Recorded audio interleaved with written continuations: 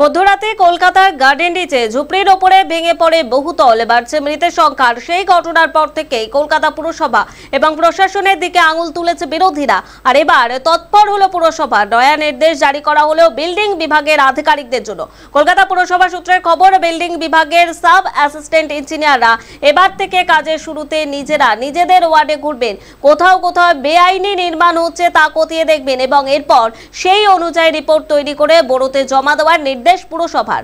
পরের হাফে পুরসভায় ফিরে আসবেন ইঞ্জিনিয়াররা, তারপর নথি সংক্রান্ত কাজ করবেন। প্রতিদিন ওয়ার্ডে যাচ্ছেন কিনা নজরদারি করবেন এক্সিকিউটিভ ইঞ্জিনিয়াররা, এমনটাই নির্দেশ কলকাতা পুরসভার।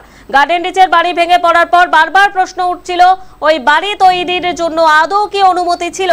সব নিয়ম মেনে কি তৈরি হচ্ছিল পাঁচতলা বাড়ি?